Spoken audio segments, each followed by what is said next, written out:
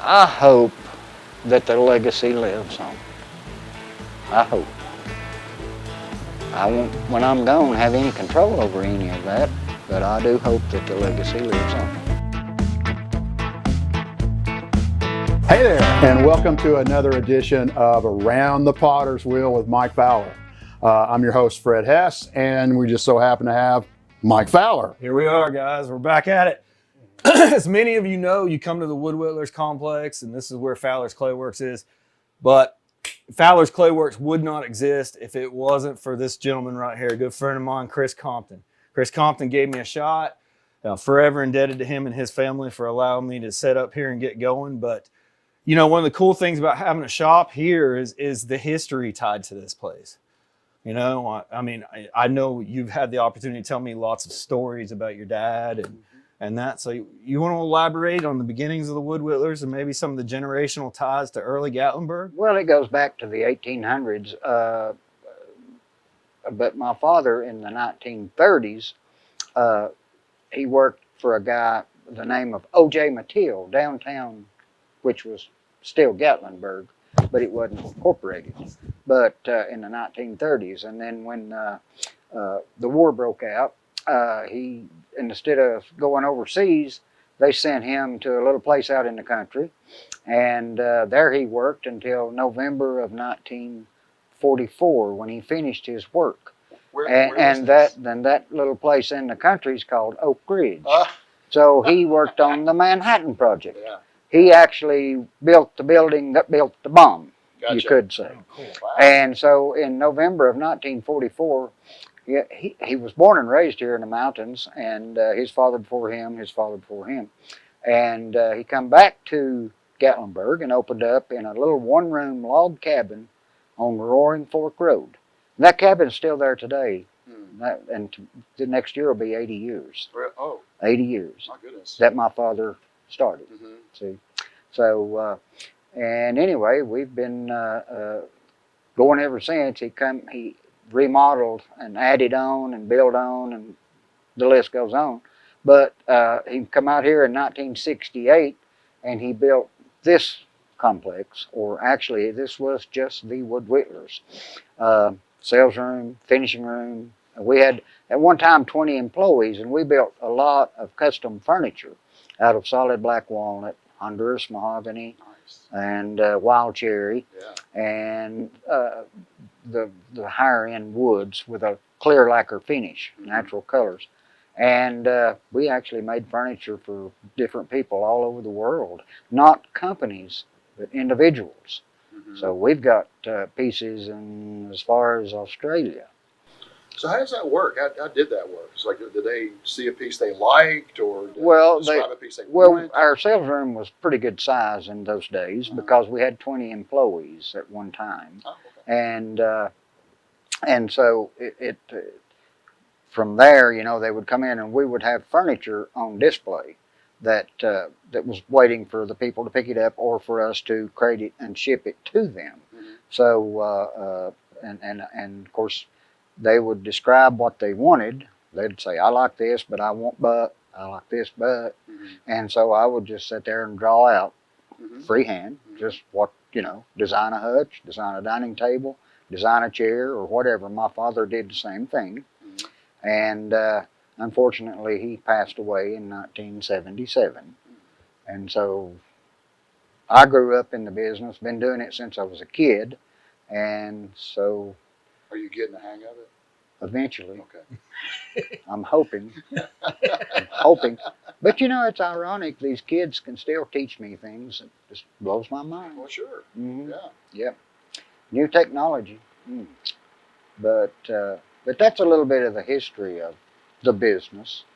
And what we do is we don't do the custom built furniture like dining room suits and living room suits and bedroom suits and beds and things of that nature. We do like small pieces like, well, I've got some big burls.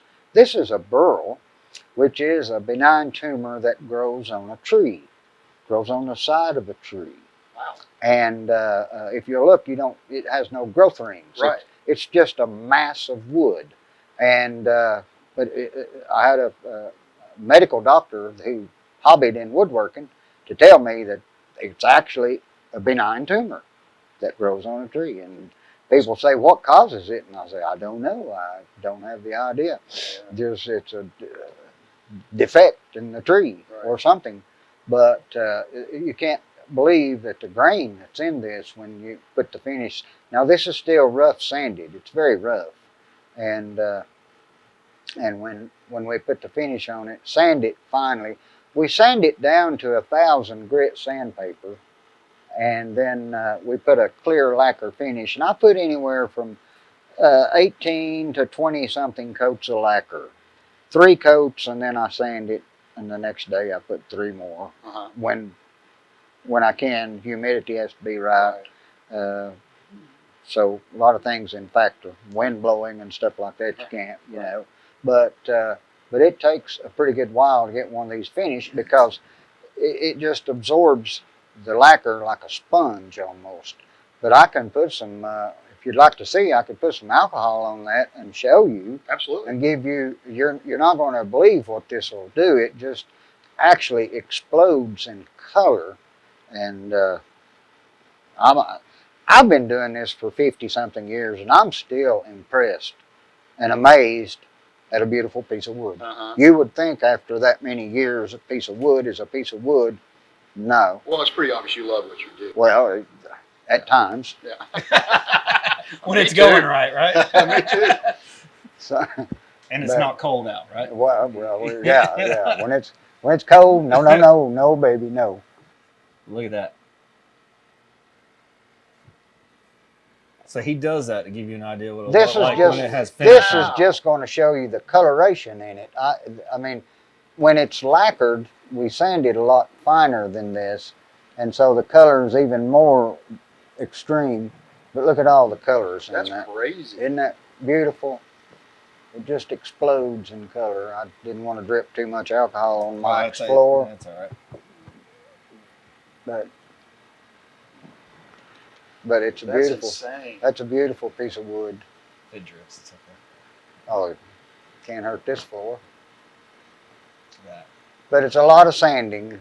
Like I said, we go down to 1,000 grit, and now you're getting an idea of the colors that's in these burls.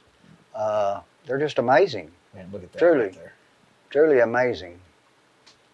Almost looks cosmic, man. You know, like I those know. It pictures really does. from It's like the Hubble telescope. Oh, my or, goodness. Right. So what's this going to be, Chris? This will be a small end table. With the live edge and the whole bit? It'll have live edge, correct, but it'll be sanded smooth to where it feels really good. You can see these nodules on the edge. Mm-hmm. They'll be rolled, but still be there. We leave that. Now, some of this bark, this is the bark. We'll pull some of that loose off, but some of it we leave if it's on good and tight. And Let's tilt up this way. So what Chris is talking about is right in here. that proves it's a tumor. You can see all the... So I guess like where my head lies in this, Chris, I mean, what drew you to burls? What all of a sudden you say this is the piece, or this is the medium I want to use when I construct my furniture? What? Well, for years I would build coffee tables. After we started slowing down on the custom furniture, I would build coffee tables out of big live edge slabs of black walnut and wild cherry when I could get it, live edge, and they would be anywhere from 3 foot to 4 foot, and then a friend said he had a burl, and so he brought it. We took a chainsaw, we cut it, and it went from there. And I've got burls from this particular piece here did come from California, and I've got burls from Oregon, California, Tennessee, local right here in Gatlinburg, as far as away as other countries. So is there distributors that get you this, or is it just Well, wood guys that you know? I looked up on this particular person. His name is Dennis Bush. He is a friend of mine who lives in California who does this for a living, and he saves me the prime of the prime. When he knows what I want. He and his wife come and visit me. They fly in from California and they'll stay with my wife and I at our house, and they'll get out and travel and enjoy the Smoky Mountains, and so we've become good friends, and we chat every week and text a couple of 3 times a week. But anyway, he'll save me the prime. But I mean, it just doesn't get any really prettier than that. But I was lucky in that respect. And I met him on the computer, as a matter of fact. Of all things, I was looking up burls, and he came up, and so I just called him, and it went from there. Wow. And backing up to a comment earlier, I guess that was one of the things a young kid taught you, how to look up stuff on a computer, huh? Had to be. Had to be. I can turn it on, but if something goes haywire, hey John, hey Brad. So when you saw that slice of that burl, that was it, huh? You just knew that was... Well, it's Yeah. pretty darn nice, isn't it? Yeah, it is, man. Yeah, and so I have burls in the workshop that are almost 5 feet in diameter. Whoa. So I've got some that you could actually make dining room tables out of. That is pure burl. And but this is a small one, and that's why I'm showing this one, is just because it's easier to manage and handle. You start picking up a 5-foot burl, it's a little heavy. Yeah. They can I've weigh had the it. opportunity to help the guys pick a few up. Yeah, they're not Hey, light. Mikey, you got a minute? Yeah. Hey, Mikey. Mikey. But we talked earlier with Eric and other guests, inspiration in the area, man, and one of the really, besides the historic fact of the Wood Whittlers, but the other cool thing being here is the different things like this I've seen these guys construct over the years. I've seen some really magnificent pieces head out of that shop, man. And Thank you. I guess it fires me. We all I guess we fire each other up. He'll see some of our flower stuff, and he'll go, we all think differently once we see what each other's doing. But it's a really cool vibe we got going here, man. And so this is, and I would have never known until the day I opened a shop here with such thing as a burl. Me either. I've learned a lot. But it's funny, as I'm driving down the road now, I see the little burls on trees now everywhere. Yeah. I'll point one out to you later, and then you're going to see them everywhere. Yeah. I guarantee you. You've seen them, you just don't realize. Yeah. Don't realize just what it a is. ball growth on the side of a tree. Yeah. Mhm. It's Yep. got usually covered in bark. It's not like where a tree thing's been cut with it, but that's really cool seeing the burls. Another, I guess, in my opinion, and correct me if I'm wrong, another signature piece is, I think it's one of your signature pieces, is this right here. Oh, well, that's one of my vases, and this is black walnut, and I cut these out. Show the camera. I cut these out freehand. I don't mark them out On a bandsaw. on a bandsaw, and there's never two alike. And this we call the wheat pattern. That's hand carved. I do all that freehand. Don't mark it out. No two are ever alike. And it has a lacquer finish, and so that's the natural color of that wood. And it's probably got 8 to 12 coats of lacquer. Walnut takes a little more lacquer than, say, wild cherry. I make these in wild cherry also, but it's a more dense wood and it doesn't take as much lacquer. But anyway, yeah, that's one of my pieces, and I've been making these now for several years. We did a lot of turning on the lathe. I did a lot of lathe turning. Okay. And but I had some heart problems, and so the lathe, I had to have heart surgery, and unfortunately I got a staph infection in my chest, and they had to come in and cut my sternum out. Oh no. So when you're on a lathe, you're using a lot of chest. Right. And so I had to come up with something to make vases for our wooden flowers. And so I devised this because I can do this and it doesn't hurt my chest. And so anyway, but that's why I do this. What's unique about how you carve those?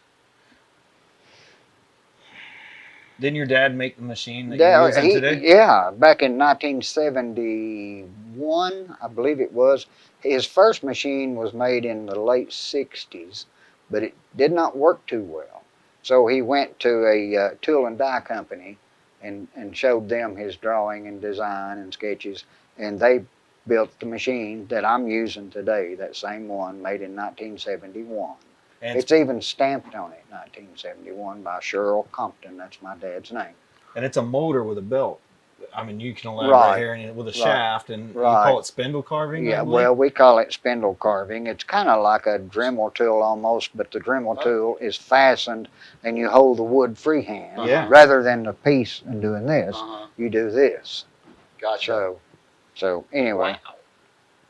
and it comes out so detailed. It looks great. You know, like me watching me make a mug, you think it looks effortless when I'm Mhm. moving in a shop. Watching him do from the bandsaw to that, Mm. it's amazing. Well, you go from the bandsaw and then you go to a sander.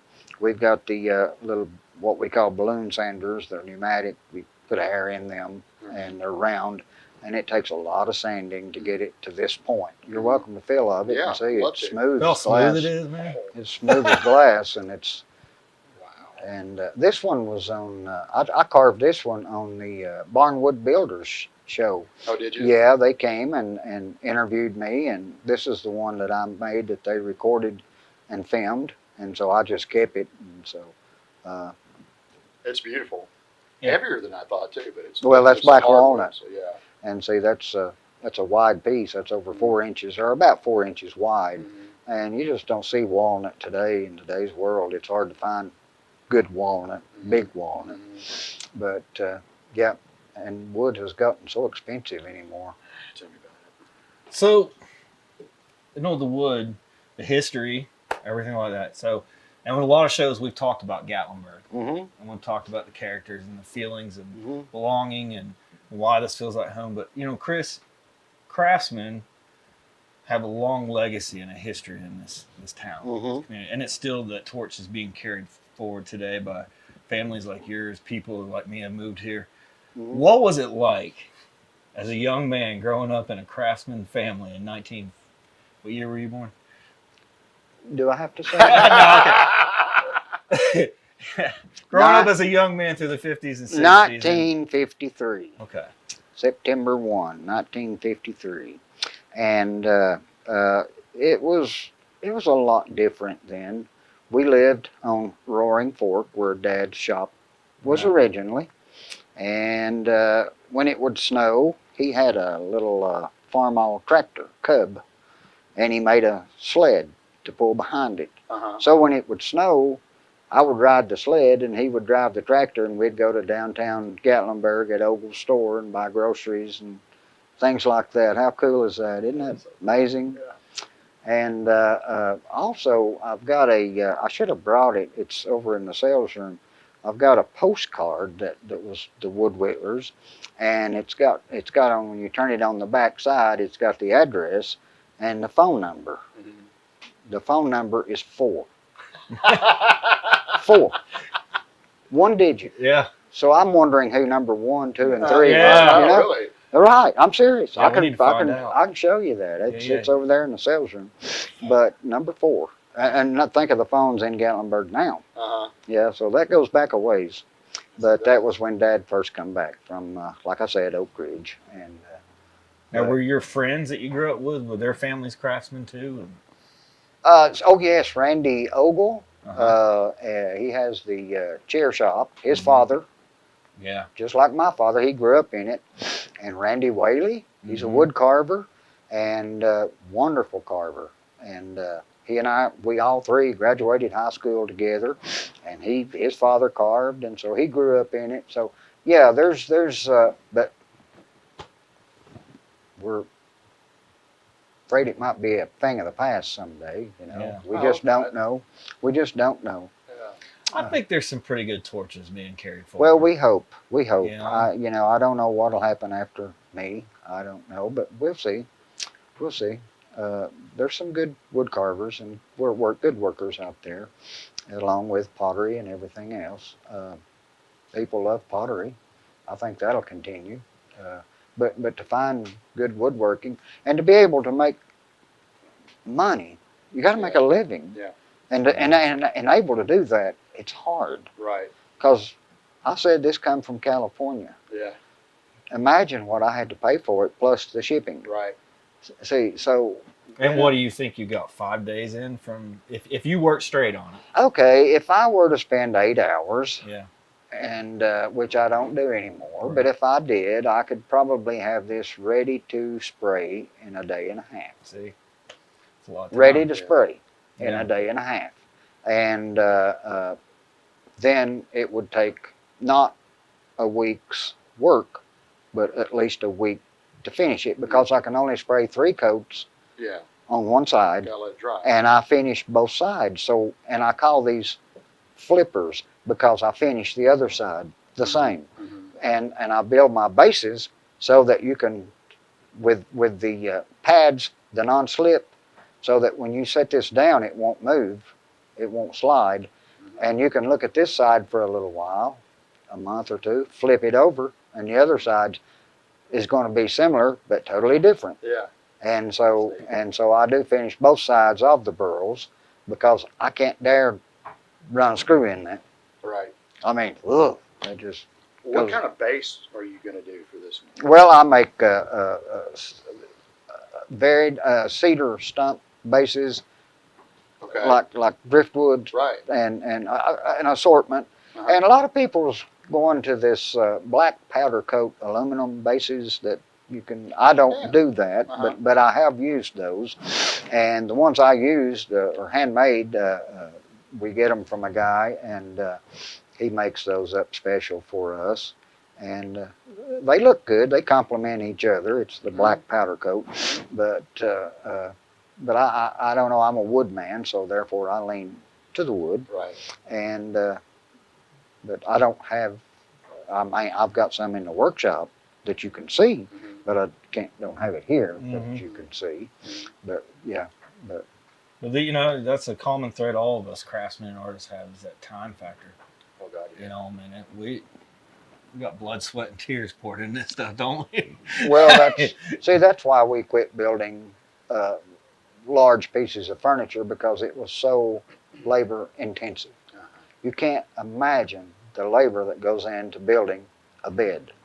It's turned on a lathe, all the spindles, or even a chair, and the list goes on. Secretary desk, dovetail joints, all that. We did it all, but no more because the money is just and time. And I just don't have the time. I just don't have it.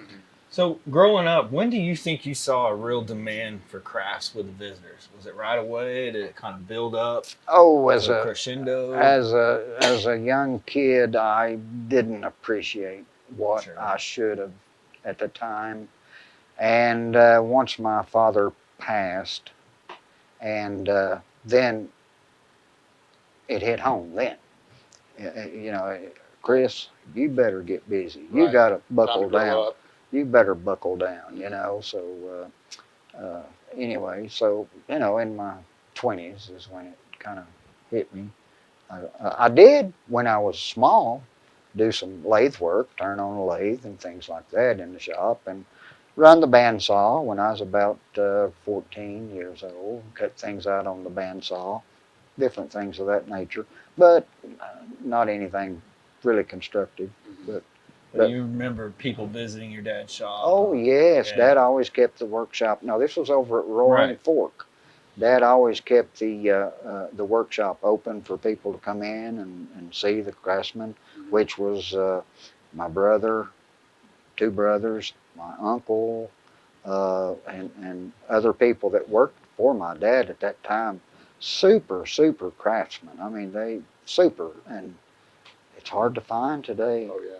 It's hard to find. Yeah. You just don't see it. Well, remember back then too, all the furniture was built in America. It wasn't built overseas and then brought here. You know, it was built. America's furniture was built by these guys. You know, and other families like his. Right.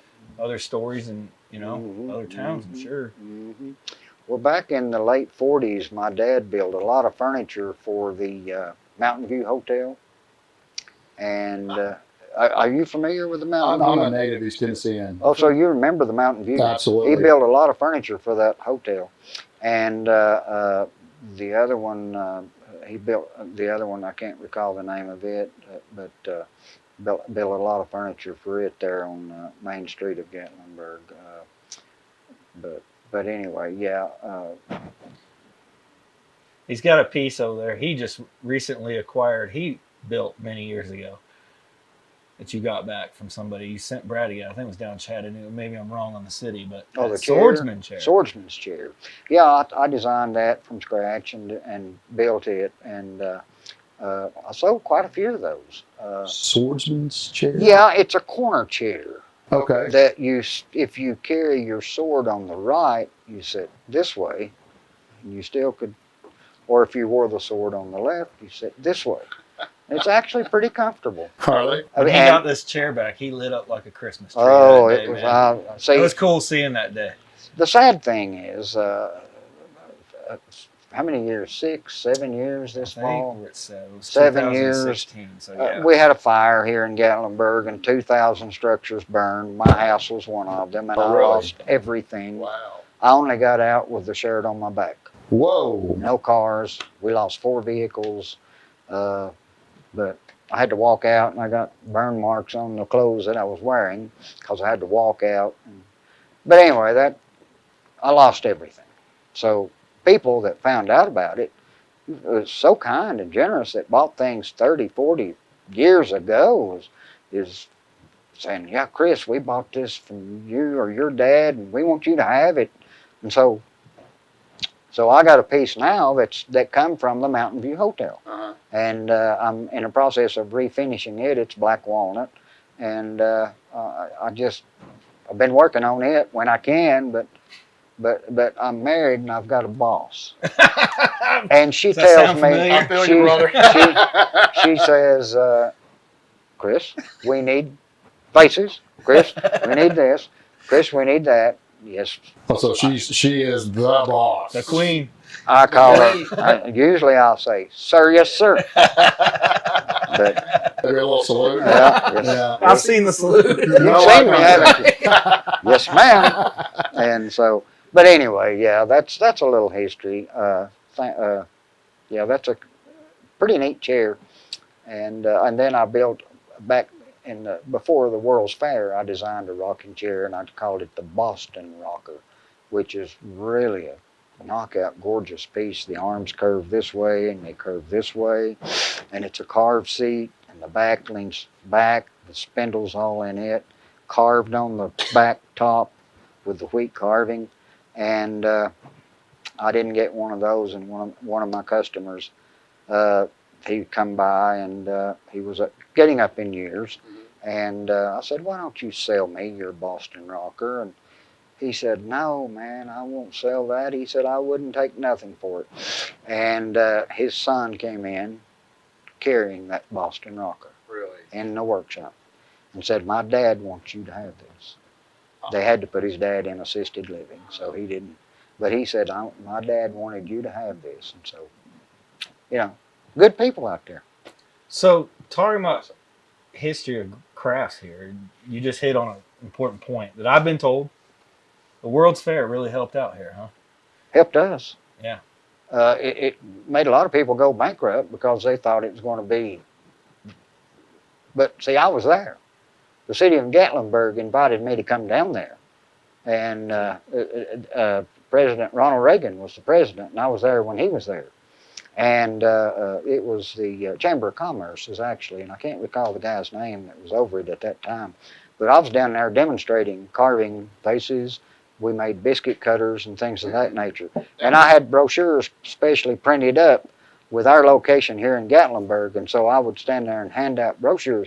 Be sure to visit our shop, blah, blah, blah. And we had a super year that year. You know what that's called? 1982. Marketing. Yeah. Really good marketing. Well, He's good marketing guy, man. I'm full. This is what it's like Full- sitting over there. with full of him you know talking what. to him, you know? I'm full of you know what. But no, we did have a good year that year, and but we've done pretty good over the years. It sounds like it.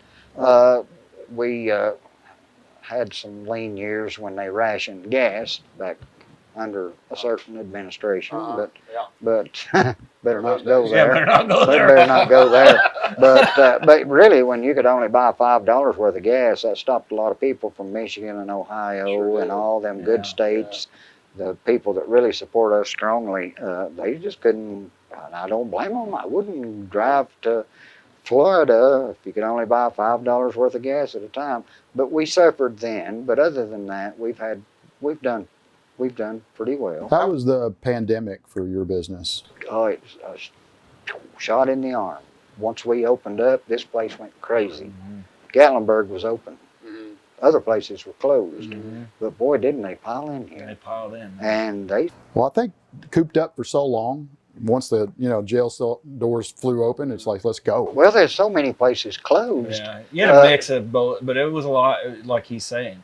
We were open, and there was a lot of people wanting to go somewhere. Oh, yeah. I mean, we had Yeah. the ones that were cooped up, but Yeah, we just had the ones that wanted to go Yeah. somewhere, and nobody else was letting them go. So here they came. yeah, yeah. That's it. Gatlinburg really did well that We year. did well. The entire city did. I forgot how many visitors that year. At first, we didn't know. Well, no, up until May. Remember it how was scared dead. we were? We were like, oh, Well, boy. we couldn't open. We was closed know. up until May, or the end of May, wasn't it, or middle of May, or Yeah. something? We were allowed to open. Yep, first Something second like of that. May. it was. Something Yeah. like that. And Memorial Day on it was on fire, wasn't it? Wow, was it ever? Which shocked me. But a big part of the magic too, like when you come in the shop and see me or go down there and him, way we are right now, this is not scripted. This is the way we are. I mean, with the public, with you, Right. this isn't just a put on right now for this show. This is when you come in and talk to him, this is what you get. You come and talk. Well, this is my first time meeting Chris, and so, if you think it's scripted, it's definitely not. We don't even hardly talk about it. We're just here talking. It's a legend, man. Yeah. He really is. And it's a cool thing. You won't forget me. Oh, well, you're right. And it's cool for me too, being involved with the chamber, being, involved with the association, the arts and crafts community, representing these generational craftsmen that have been here. I don't want to see us go away, and getting to know these stories is so important, man. Yeah. But leading in with that though, Chris, let me ask you this. So we know the impact that the Wood Whittlers has had from the past to where it is today, from your dad to you, your other family members have been involved. What impact on the future do you want the Wood Whittlers to have? Oh my. I hope that the legacy lives on. I hope. I won't, when I'm gone, have any control over any of that, but I do hope that the legacy lives on. Is there anybody in the shadows that you're bringing along? Son, Your son? and then my more or less adopted son. He's my Brad's son-in-law, and they're fine. They're great, and I'm proud of both of them. And so, if all goes well, maybe it'll roll. Maybe it will. Yeah. I just hope. I hate to see it end. Yeah. But if I'm not here, then it's not going to matter. But Right. to me, my desire and goal is I'd love to see it continue. You always kind of want to leave a mark on the world, remember you by a legacy thing. I know what you're trying to say. I'm the same. I'm the same way. It's like see things go on even though I'm not here. There's a hell of a foundation, that's for sure. There's a heck of a foundation, man. Heck of one. Another little really cool piece, and this just comes out of conversations like this that we've had. And please chime in here and get the story correct. The architecture of this building and the Roaring Fork building, didn't that have something to do with a famous architect? Part of that building over there at Roaring Fork was the architect. His name was Hubert Bebb, and he was an understudy of Frank Lloyd Wright. Oh. Now, my father did build some furniture for a Frank Lloyd Wright home. Really? Yes. My father also, back in 1940, I don't remember the exact year, had two pieces of his work that was on demonstration display at the Metropolitan Museum of Art in New York. City? Yeah. Yes. two of his pieces. That's how good he was. He's better than me, but that's my father. But yes, I didn't know if you knew that. Yeah, I listen. Oh, did you? I'll pay attention. Did you know that? Well, see, I did not know that about Dad building some furniture for a Frank Lloyd Wright home. Some tourist people told me that. Oh, wow. And so, I mean, I can't sit here and prove it, but Yeah, but sure. they told me. They said, "Oh yes, absolutely." Blah blah blah. Now, But Beb built a few houses or a few Oh, buildings around Gatlinburg. well, he didn't built the convention center. I mean, he designed it, the old one now. Yeah, the old one. And with a roof, you know, most gorgeous, beautiful roof system on it. You've seen pictures. And Hubert Bebb was a super wonderful person. Yes. Very talented. Yes. See, a lot of cool stories. There's a Man. lot of cool stories. Yes, yes. Yeah, he did. He was an understudy, as I understand it, Frank Lloyd Wright. Wow. Mm-hmm. A lot of cool stories. It's almost like we should get cameras and record this. Yeah. Write a book. Write a book. We'll have I don't AI have do it. time. Yeah. I don't have time to write a book. Well, Chris, I want to thank you for your time, and honestly, I want to thank you too personally for giving me the shot you gave me, man. And, it's an honor to have you on here, Well, man. the pleasure is all yours. No, glad to have you, and I thank you for the compliment. Thank you. You made me feel good, Yeah, man. and I'm glad you're here. I hope you stay. Well, Chris, for the folks at home watching and listening to us right now, if they needed to, get in touch with you, find you, or whatever, how's the best way for them to do that? Our phone number is 865-436-7187. Okay. And we don't have an actual website with a lot of different pieces on it, but we do have. You have a good informational site about where you're Right, located. where we're and at, and some, and you can inquire on that. But now, see, when you get into the computers and websites and things like that, that's where the kids come in. Uh-huh. And so Right. I'm in the workshop Yeah. making this, and Right. they're doing They're this. doing that. Yeah. Well, See, that's good. so, Teammates. but yeah, you can punch in Google the Wood Whittlers, and you'll see some things. And we'll get the actual We'll check it address out. link, and we'll put it on Put here. everything at the Yeah. bottom. You wouldn't believe how many. You wouldn't believe. You can go on eBay and punch in the Wood Whittlers, and you wouldn't believe how many things is on eBay that my dad made and other people made that worked for my dad Right. by the Wood Whittlers.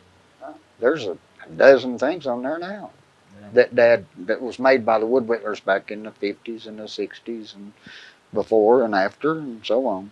And so, but anyway, yeah, this computer age is, I'm old school. Sorry. It's just, it amazes me. Actually, man, you're lucky. You're not that worried about, Well, every bit of my thing. I'm plugged in, man. Unplugged. Yeah. Unplugged. You're good, man. Well, Chris, thanks so much for being here with us. We really appreciate it. Great stories, and we really appreciate it. glad you enjoyed it. And we Glad to won't- share the history. Absolutely. And you're a whole encyclopedia. Oh, well. Old school, old school. But not new.